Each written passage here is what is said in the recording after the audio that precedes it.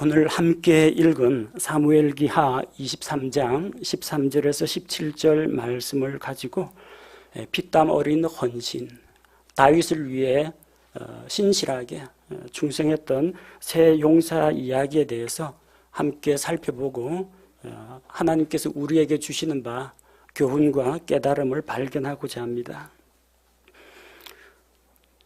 종종 설교 시간에 군대 이야기를 해서 죄송합니다. 또 군대 이야기입니다. 군대에 들어가면은 그 일반 병사들에게 병사나 장교 다 마찬가지 두 가지를 요구합니다.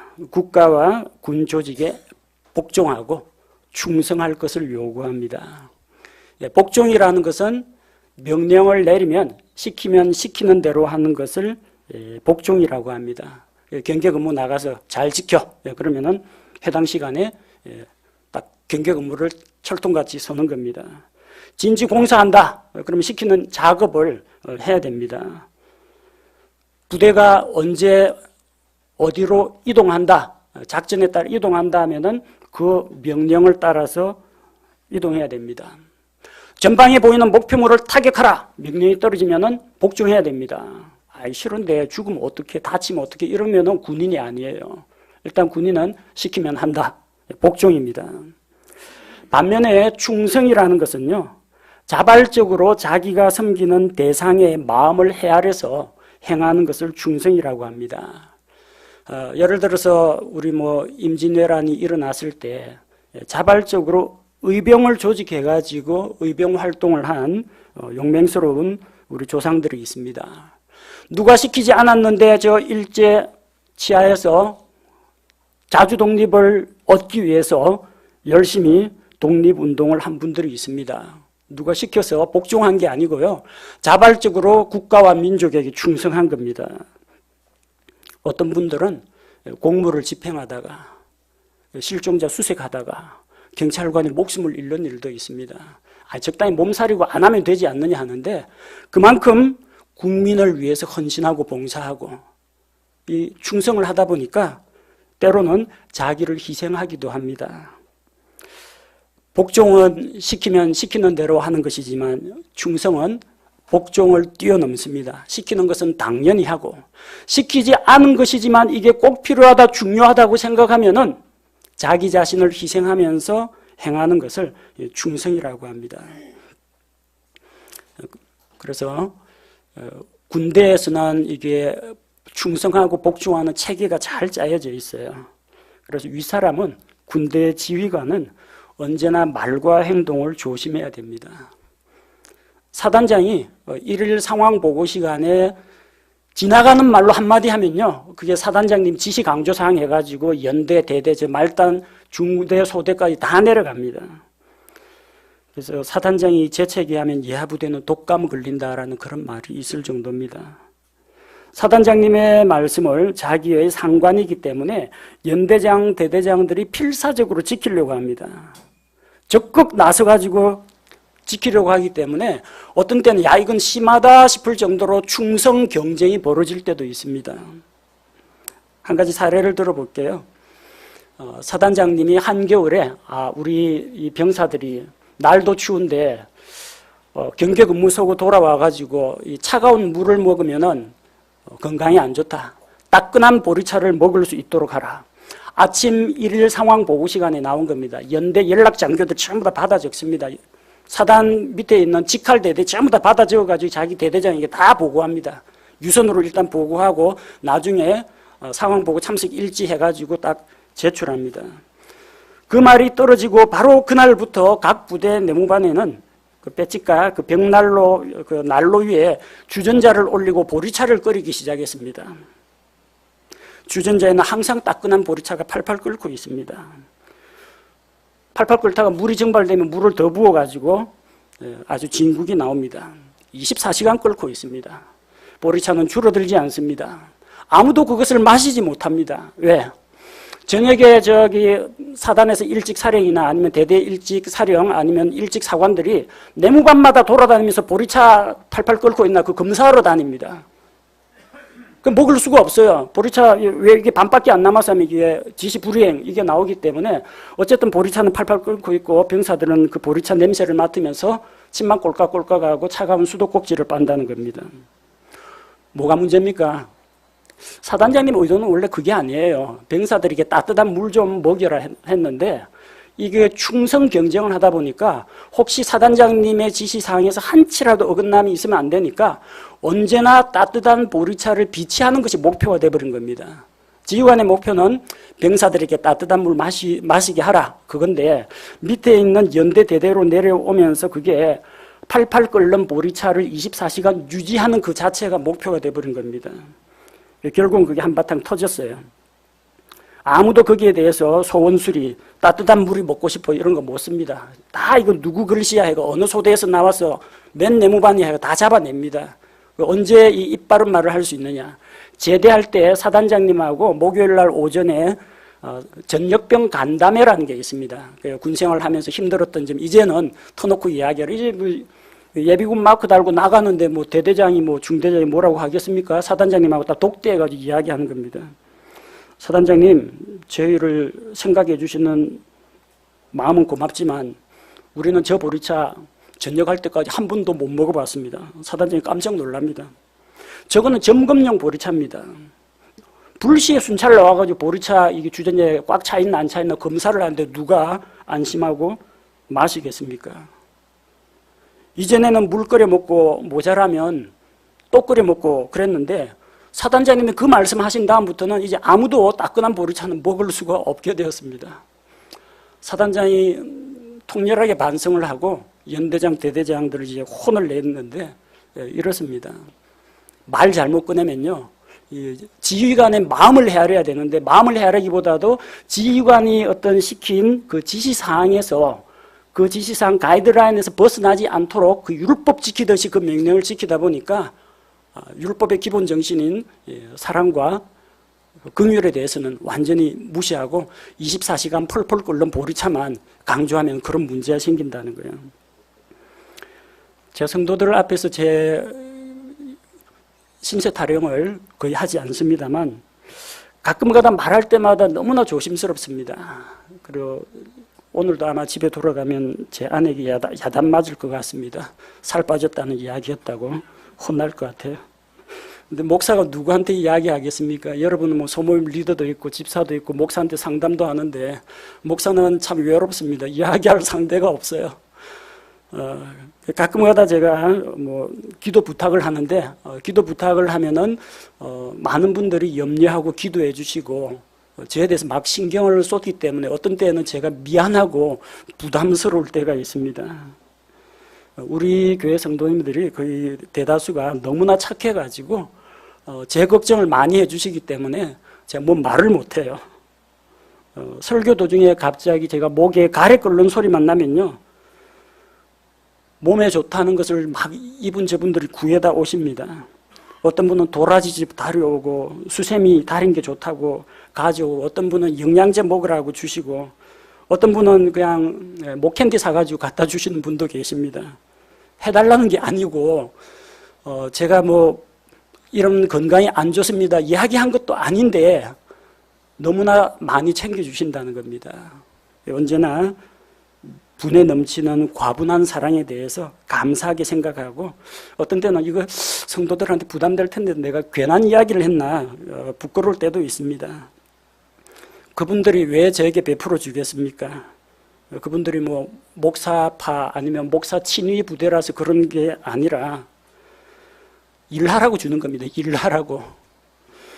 개도 개사료가 비싸더라고요. 쌀보다 비쌉니다. 개도 밥 줘야 도둑 지킵니다. 집 지킵니다. 종도 이 종들은 이제 뭐 무슨 밥이라고 꼬봉밥으로 주죠. 종도 잘 먹여야 몸이 튼튼해가지고 일을 잘합니다. 목사가 좀 부실하게 생겨가지고 여러분들이 걱정하고 저거 언제까지 부려먹나 앞으로 한 10몇 년간은 더 부려먹어야 될 텐데 이래저래 챙겨주시는데 이유가 있습니다. 성도들이 제게 앞으로도 더 열심히 하나님의 일을 열심히 하라는 그런 뜻으로 제가 감사하게 넙죽넙죽 받아먹고 있습니다. 오늘 보면은 이렇게 이 지휘관의 마음을 헤아리는 아주 충성스러운 부하 이야기가 성경 본문 말씀에 기록되어 있습니다. 그들은 다윗 왕의 충신들이었습니다. 그리고 다윗 왕을 섬김으로써 하나님을 섬기고 이스라엘 백성을 섬기는 일을 했던 것입니다. 그들은 다윗의 사병이 아니었습니다. 이스라엘의 군대입니다. 근데 우두머리가 누구예요? 다윗 왕입니다. 다윗 왕의 마음을 헤아리고 다윗 왕을 위해서 헌신했습니다. 그 결과 하나님께서 그들에게 승리를 주셨고 이스라엘이 블레셋의 침략으로부터 안전하게 지켜주셨습니다. 우리는 오늘 이 성경에 기록된 새 용사들의 피땀 어린 헌신 이야기를 살펴보면서 배울 점을 찾고자 합니다. 다윗에게는 많은 사람들이 따랐습니다. 다윗이 사울의 부하로 있을 때에도 이스라엘 백성은 다윗을 존경하고 추종했습니다. 다윗에게는 특별히 다윗에게 정말로 충성을 바치는 군대가 있었습니다. 다윗에게 있는 유명한 용사들 이야기가 사무엘하 23장 8절에서 12절 우리가 읽은 본문 앞쪽에 다윗의 용사들이 나옵니다. 에센 사람 아디노, 아호아 사람 도도의 아들 엘르아살, 하랄 사람 아게의 아들 삼마. 이 사람들은 대장들 가운데 우두머리입니다. 그러니까 이게 장성급이에요. 군대 장군들입니다.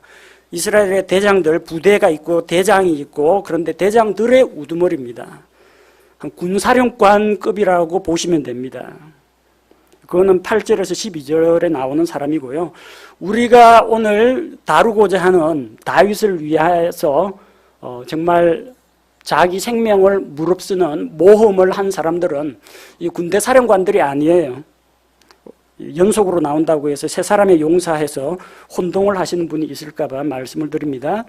다윗을 위해 위험을 무릅쓰고 물을 떠온 사람들은 3명의 용사들입니다. 13절에 보면은 또 30명의 우두머리 중에서 3사람이 내려가 아둘람 굴에 있는 다윗에게로 갔다고 했습니다. 군사령관이 아닙니다. 대장들의 우두머리가 간 게 아니라 30명의 우두머리가 갔어요. 30명의 우두머리면은 장군도 아닙니다. 이 정도는. 30명이면 어느 정도입니까? 소대장쯤 되겠네요. 그 정도밖에 안 돼요. 이들은 군대 대장들이 아닙니다. 부하가 30명짜리 군대 대장은 없습니다. 17절에 보면은 이 세 용사가, 세 용사 이야기가 나옵니다. 이 세 용사가 이런 일들을 행하였더라 하는데 18절에 보면은 또스루의 아들 요압의 동생 아비새인데 그는 3사람 가운데 우두머리라고 했습니다. 그 3사람 가운데 우두머리입니다.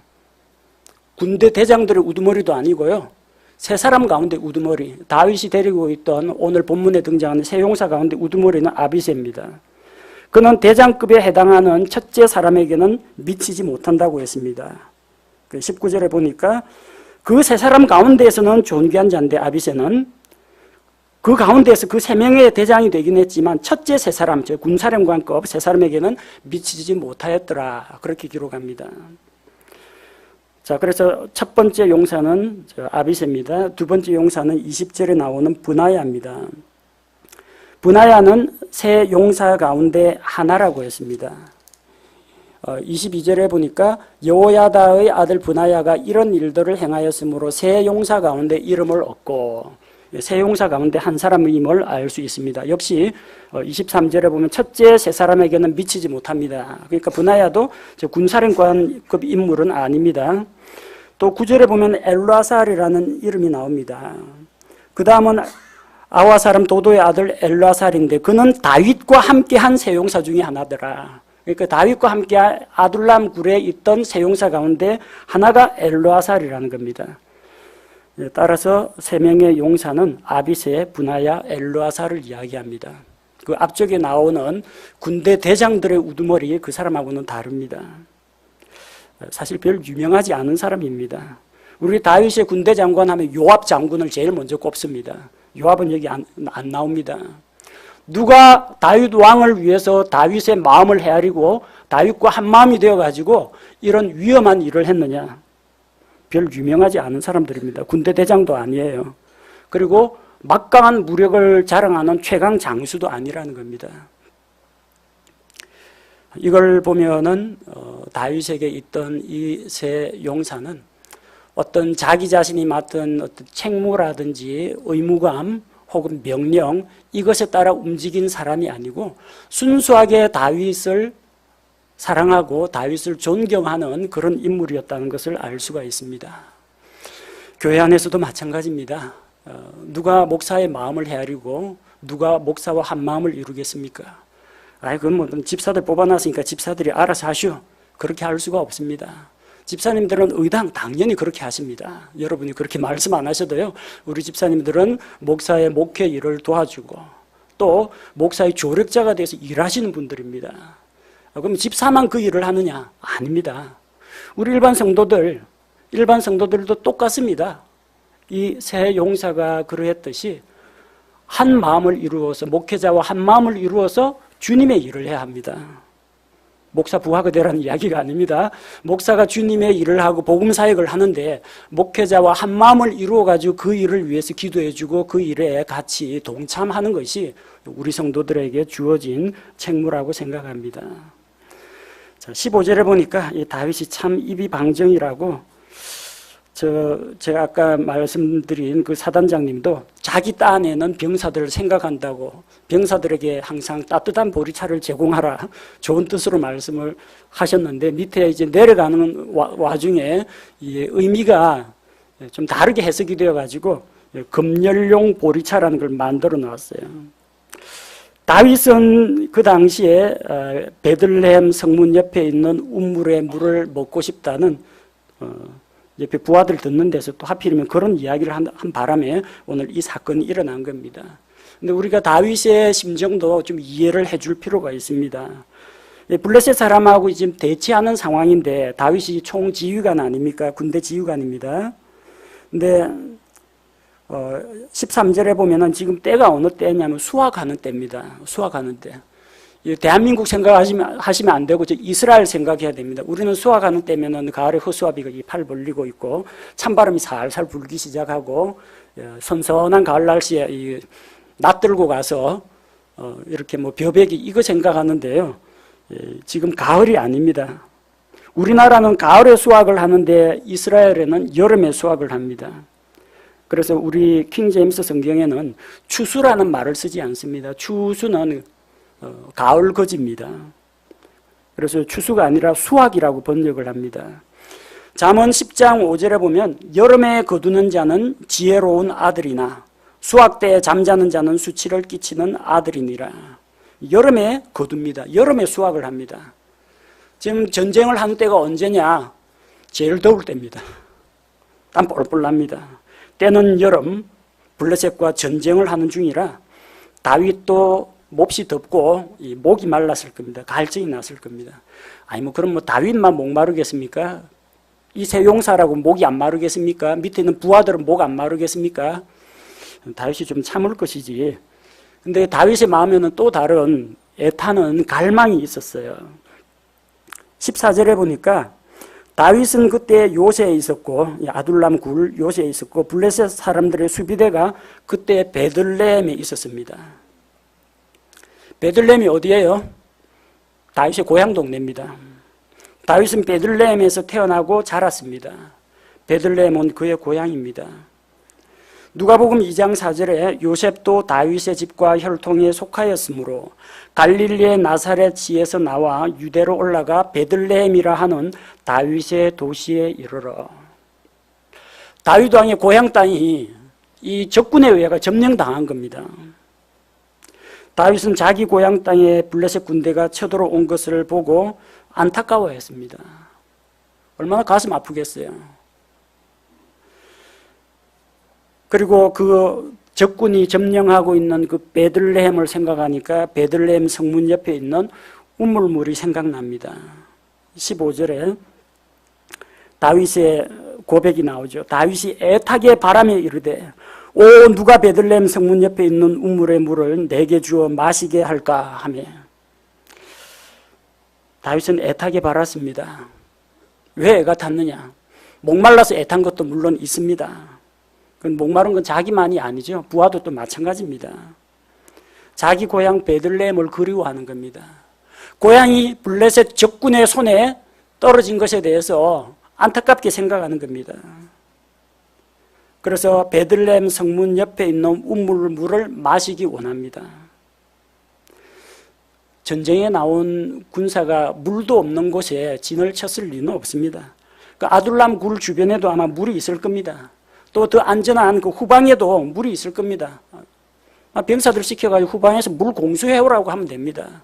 다윗은 그게 아니고 후방에 있는 물 말고 거기 옆에 있는 세용사가 옆구리 허리춤에 차고 있는 수통의 물 말고 베들레헴 성문 옆에 있는 우물물을 마시고 싶다는 겁니다. 누가 나에게 베들레헴 성문 옆에 있는 우물물을 주어 마시게 할까?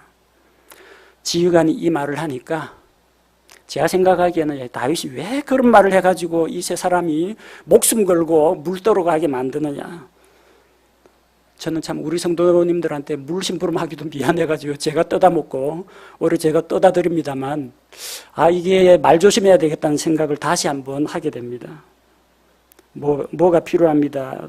뭐가 부족합니다. 이런 이야기하면은 성도들한테 괜히 부담을 주는 것 같아가지고 세용사가 다윗의 탄식을 들었습니다.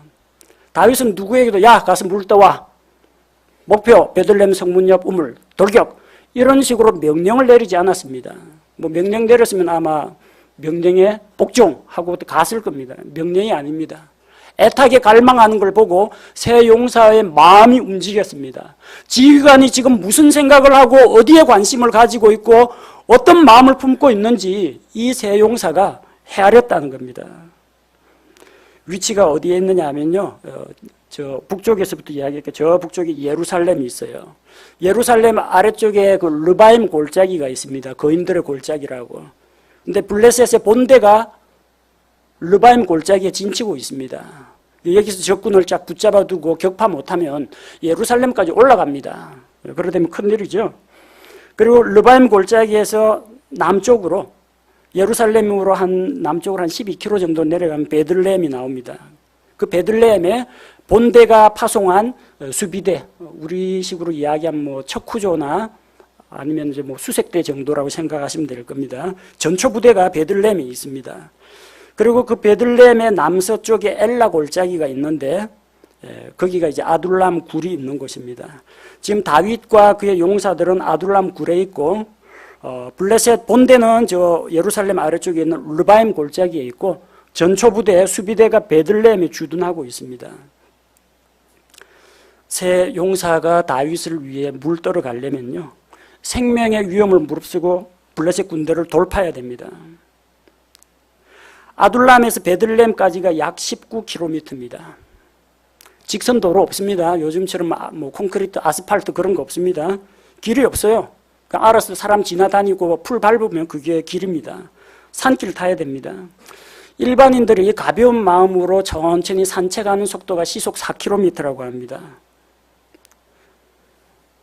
천천히 걸어간다 할지라도 19km 가려면은 가는데 5시간, 오는데 5시간입니다. 그렇다고 말 타고 돌격하지는 않았을 겁니다. 말 타고 오면은 타고 돌격하는 거 보고 여기저기서 화살이 날아올 테니까 아마 은밀하게 조심스럽게 이동했을 겁니다. 가는 거리도 19km 가서 물 떠오라고 하면 여러분 누가 물 떠오겠습니까? 근데 시키지도 않았는데 19km까지 가서 물을 떠와요. 그것도 가서 그럼 사람들 아무도 없는 데서 그 우물물 떠오는 거는 시간은 걸리지만 별로 위험한 건 아닙니다. 힘들긴 하겠지만 세 사람 가지고 블레셋 수비대하고 싸워야 됩니다. 세 사람 갖고 안 돼요. 한 사람 물 떠야 되고 두 사람은 싸워야 됩니다. 그리고 싸우다가 물 엎지르면 안 돼요. 떠와야 됩니다. 한 사람 물 뜨고 두 사람 엄호하고 블레셋 수비대는 깨미떼처럼 달려들고 그들이 아무리 전쟁에 능한 용사라고 하더라도 한 주먹이 두 주먹, 10주먹을 못 이깁니다. 무사히 떠오지는 않았을 겁니다. 심각한 부상을 입었을 겁니다. 다윗이 뭐라고 합니까? 생명의 위험을 무릅쓰고 다녀온 사람들의 피와 땀이라고 합니다. 아마 만신창이가 돼가지고 돌아왔을 것 같아요. 어쨌든 지휘관이 베들레헴 성문 옆에 우물물 딱 지정해 주니까 명령은 아니지만 충성스러운 세 용사가 그 먼 길을 위험을 무릅쓰고 갔다 왔습니다. 막상 떠오니까 다윗은 그 물을 마시지 못합니다. 아니, 마시지도 않을 걸 왜 그런 쓸데없는 이야기를 해가지고 우리만 죽을 고생시키느냐 라고 생각할지 모르겠지만 다윗은 부하들의 마음을 알고 부하들은 다윗의 마음을 알았습니다.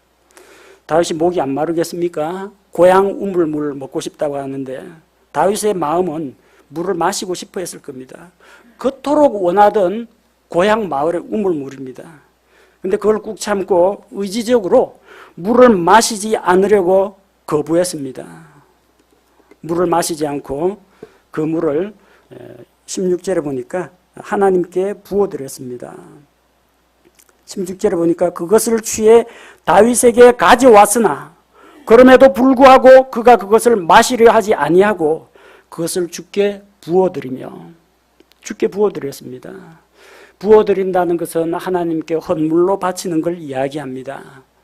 하나님께 바치는 헌물 가운데에서 희생물의 고기와 같이 불에 태워서 드리는 그런 것도 있는데 액체 상태의 음료 헌물이 있습니다. 그걸 개역성경에서는 전제라고 부릅니다. 우리 킹제임스 성경에서는 부어드리는 헌물, 음료 헌물이라고 합니다. 주로 희생제물을 이제 불태우고 그 위에 포도즙을 붓습니다. 포도주스를 붓습니다. 포도즙을 부어가지고 하나님께 드리는데 그것과 마찬가지로 다윗은 하나님 앞에 그 물을 바칩니다 하고 자기가 마시지 않고 그 물을 주님 앞에 부어드렸습니다. 왜 그랬을까요? 하나님, 저는 이 물을 마실 자격이 없습니다. 내가 뭔데? 내가 이스라엘 왕이긴 하지만 내가 왜 이런 사람들이 위험을 무릅쓰게 만들었던가? 마음속에 아마 자책이 있었을 겁니다.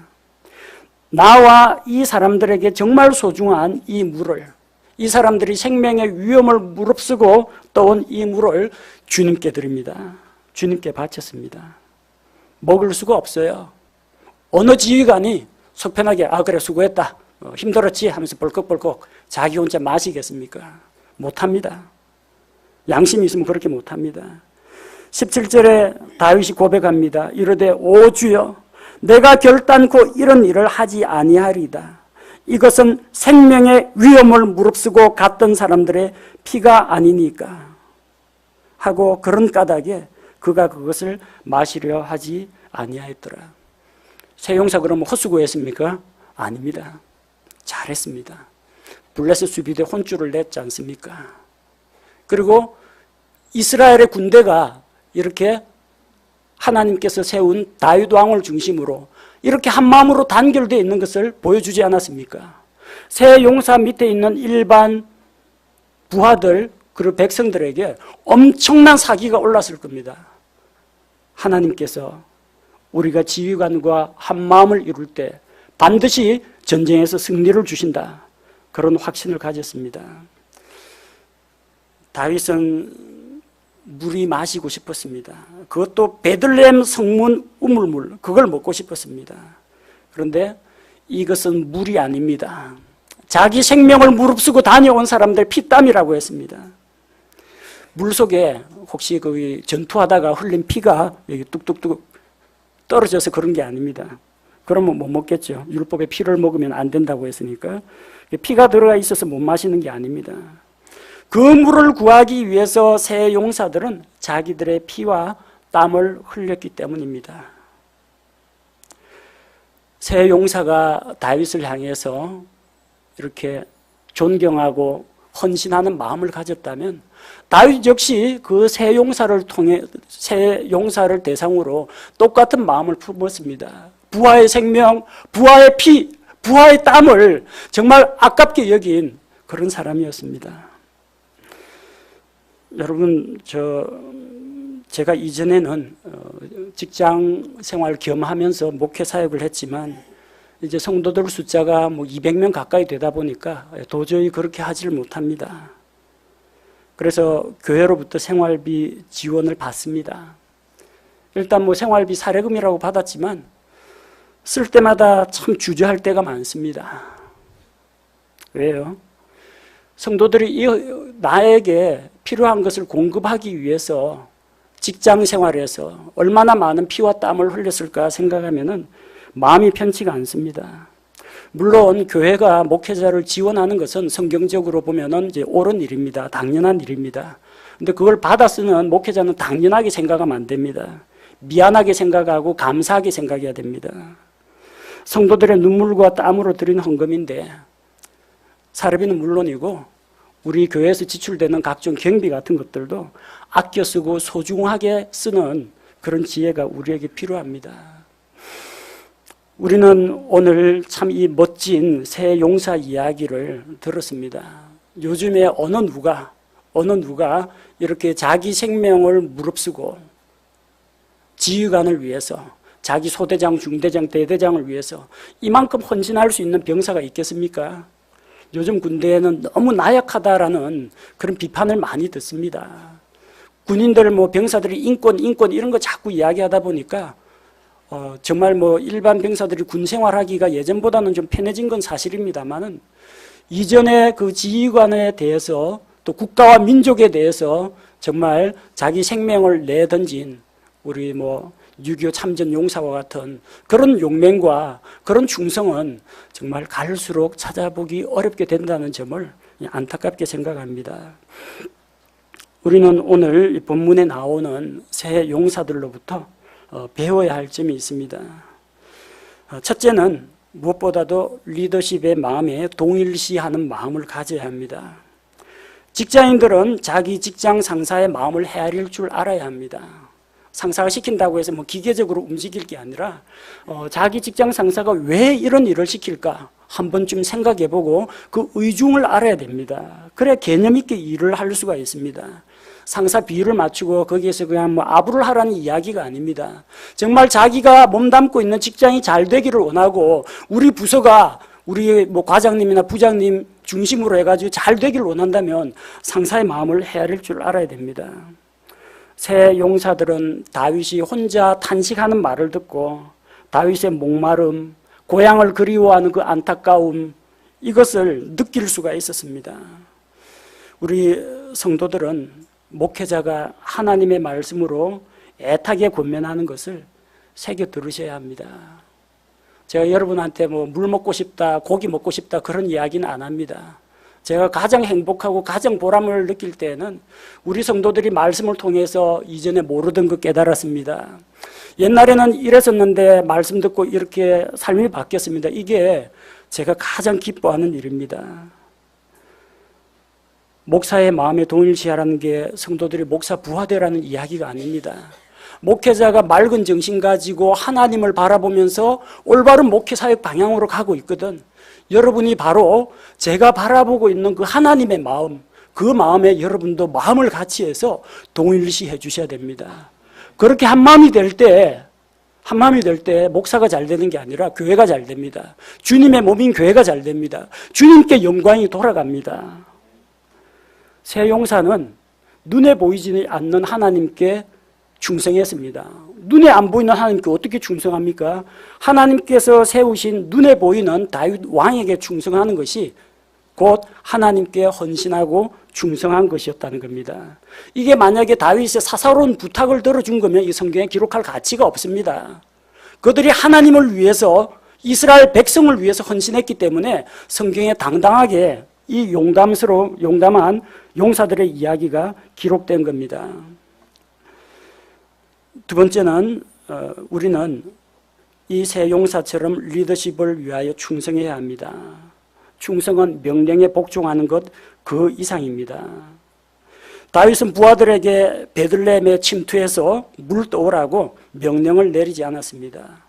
명령을 내리지 않았지만 그들은 충성했습니다. 누가 명령으로 시키는 일만 하지 말고 적극적으로 할 일을 찾아서 하시기 바랍니다. 우리 성도들 많은 분들이 자원해서 헌신하는 분들이 많습니다. 제가 이렇게 하십시오, 저렇게 하십시오, 개별 성도들에게 명령을 내리거나 그러진 않습니다. 여러분들이 알아서 우리 교회의 필요가 무엇인지, 또 다른 성도들 필요가 무엇인지, 우리 소모임의 필요가 무엇인지, 우리 찬양대에 뭐가 좀 더 있었으면 좋겠는지 여러분들이 스스로 찾아서 충성할 것을 찾아보시기 바랍니다. 여러분이 여러분 소모임, 여러분에게 속한 다른 지체들, 그리고 교회를 위해서 일하는 목사나 집사의 마음을 헤아려 가지고 스스로 알아서 충성하는 것이 하나님께 기쁨이 되고 영광이 되는 것입니다. 세 번째는 다른 성도들과 한 마음을 이루어야 합니다. 새 용사가 똑같이 그 이야기를 들었습니다. 새 용사가 한 마음이 되지 않으면 오늘 이 놀라운 일은 일어날 수가 없습니다. 세 사람 가운데 우리가 우리의 죽은 다윗 왕을 위해서 물을 떠오자 누군가 제안했을 겁니다. 근데 그 가운데 물은 자기가 떠먹을 것이 왜 우리 보고 자꾸 이렇게 수근수근 하면요, 이런 놀라운 기적은 안 일어납니다. 떠오자고 하는데 니 나가라, 나 못 가겠다. 창칼 맞고 일찍 죽을 일이 있나 못 간다 그러면은 이런 일은 안 일어납니다. 세 사람은 서로 한 마음을 이루었습니다. 야, 물 누가 떨래? 내가 물 떨 테니까 싸움은 너희가 해. 아니, 내가 물 떨 거야. 싸움은 네가 해. 전부 다 쉬운 것만 하려고 하고 위험한 건 딴 사람 시키면 이런 놀라운 팀워크의 협동 사역은 안 일어납니다. 누군가는 칼 맞아야 되고, 누군가는 싸워야 되고, 누군가는 위험을 무릅쓰고 그 와중에 물을 떠야 됩니다. 한 마음이 되지 않으면 할 수가 없습니다. 누구는 찬성하고 누구는 반대하면 일이 성사가 안 됩니다. 물론 이건 말도 안 되는 작전입니다. 어떻게 세 사람 가지고 저 블레셋 수비대를 돌파하라고 합니까? 거리가 20km가량 되는데 무모한 작전입니다. 그러나 비록 무모한 작전이긴 하지만 그들이 동료들과 한 마음을 이루었을 때 하나님께서 그 일을 하셨다는 겁니다. 여러분, 우리 교회가 나아가야 할 복음 사역, 그리고 우리 교회가 돌봐야 할 성도들과 또 복음을 전해야 할 불신자들, 이런 것을 보살피고 또 그들을 진리로 인도하는데 우리가 한 마음을 이루어야 됩니다. 서로 일을 떠다넘기고 네가 해라, 나 못한다, 이래갖고 뭐가 되겠나, 불평불만만 하고 원망고하면은 아무것도 안 일어나는 게 아니라 분란만 일어납니다. 가야 할 방향이 맞다면, 그게 하나님의 뜻이 합당하다면 여러분 한 마음이 되어가지고 추진을 해야 됩니다. 넷째로, 우리는 고난과 희생을 두려워하지 말아야 합니다. 새 용사가 아무런 적의 저항을 받지 않는다고 할지라도 19km, 왕복 38km입니다. 거의 마라톤 코스예요. 길도 똑바로 난 길도 아닌데, 블레셋 군대하고 싸우면서 물 떠오는데 물 한 방울 흘리지 않고 무사히 돌아올 수는 없을 겁니다. 땀 한 방울 흘리지 않고 무사히 돌아오지는 못할 겁니다. 적과 싸우면서 피 한 방울 안 흘리고 물 떠오는 것은 불가능합니다. 아니, 피 한 방울이 아니라 목숨을 걸어야 합니다. 우리 신앙생활에도 피와 땀을 흘리고 수고해야 할 때가 있습니다. 교회는 구원받는 데는 여러분의 피와 여러분의 땀은 아무짝에도 쓸모가 없습니다. 우리가 죄 용서받고 영원한 지옥 형벌에서 구원받는 데는 우리의 피와 우리의 땀은 아무런 가치가 없습니다. 오로지 십자가에 달리신 예수 그리스도의 피가 필요합니다. 그러나 주님께서 자신의 피로 세우신 이 교회가 하나님 보시기에 아름다운 교회로 굳건하게 성장해 나가는 데는 여러분의 피와 여러분의 땀이 필요합니다. 구원받기 위해서 헌신하지 마십시오. 구원은 하나님의 은혜로 됩니다. 그러나 구원받은 사람이라면 바로 주님의 몸인 교회를 위해서 피와 땀을 좀 흘리십시오. 우리는 오늘 본문에 나타난 새 용사처럼 충성하고 헌신하는 마음을 품어야 합니다. 새 용사가 다윗에게 헌신한 것처럼, 다윗을 위해 충성한 것처럼 우리 교회가 올바른 목표 가운데서 나아갈 때 여러분이 목회자와 한 마음을 이루십시오. 다른 성도들과 한 마음을 이루십시오. 여러분이 목회자를 생각하는 만큼 목회자도 여러분을 똑같은 관심으로 생각합니다. 여러분이 피땀 흘려 헌신하는 것이 목사 잘 되라고 하는 게 아닙니다. 그 헌신이, 그 피땀 어린 헌신이 바로 주님과 주님의 몸인 교회를 섬기는 것입니다. 저는 다윗 왕이 아닙니다. 우리 왕은 예수 그리스도십니다. 우리의 대장은 예수 그리스도입니다. 우리는 주님께 부르심을 받은 군사들입니다. 그러나 베드로전서 5장은 말씀 사역자를 가리켜서 목자라고 이야기하고 있고 양들의 큰 목자장이신 예수님이 계신다고 기록하고 있습니다. 예수님이 큰 목자장이고 각 교회, 지역교회의 목사들은 그 교회를 담임하고 그 교회 성도들을 돌볼 책임이 있는 목자의 역할을 수행하게 됩니다. 말하자면 하나님께서 세우신 리더십이라는 겁니다. 그래서 이 목자가 올바른 정신을 가지고 목회사역을 위해서 바른 길로 가고 있으면은 그때는 여러분이 믿고 따라주셔야 합니다. 한 마음을 이루셔야 합니다. 피와 땀과 수고와 헌신을 요구할 때 목사와 성도가 같이 피와 땀을 흘려야 합니다. 우리의 왕이신 주님께는 애타하는 소원이 있습니다. 다윗은 날도 덥고 베들레헴 성문은 우물물은 적이 있는데 목마르다, 저 물이 먹고 싶다. 그게 다윗이 애타하는 마음이었습니다. 우리 주님의 애타하는 마음은 무엇이겠습니까? 천년을 하루와 같이 죄인 한 사람이 회개하고 돌아오기를 원하는 것이 우리 주님의 애타는 갈망입니다. 목사가 가지고 있는 갈망도 역시 마찬가지입니다. 우리 주님께서 바라시는 그 소원을 저도 품고 있습니다. 교회가 없어서, 다닐 교회가 없어서 혼자 유튜브 동영상 보면서 예배 드리는 분, 마땅히 다닐 교회가 없어가지고 그냥 대충 비슷한 교회 다니면서 혼자 괴로움을 이기고 가끔 교제 요청을 해오는 이런 분들, 목회자가 없어가지고 결집되지 못하고 뿔뿔이 흩어지는 사람들, 대부분 우리 바른 말씀 전하는 이 신약교회들, 우리 킹제임스 성경 신자들이 저 수도권에 다 몰려 있습니다. 대전, 천안 밑으로는 사실상 거의 없습니다. 드문드문 있습니다.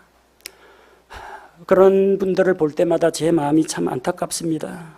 보다 많은 사람이 복음을 듣고 돌아오길 원합니다. 보다 많은 사람이 바른 말씀과 바른 진리, 바른 교리를 배우고 성장하기를 원합니다. 디모데전서 2장 4절, 그분은 모든 사람이 구원을 받고 진리를 아는데 이르기를 원하신다고 했습니다. 주님의 목마르고 애타하는 마음을 저 역시 가지고 있습니다.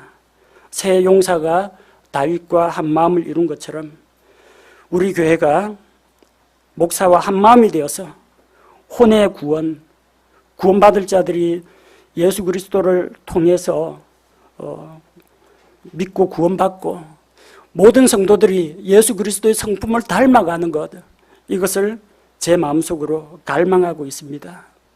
우리 교회가 일꾼들을 많이 양성해서 교회를 구하고 또 복음의 말씀을 듣기 원하는 다른 지역에, 다른 나라에 일꾼들을 파송하는 것이 주님의 소원이자 제가 가지고 있는 목말라 애타하는 소원입니다.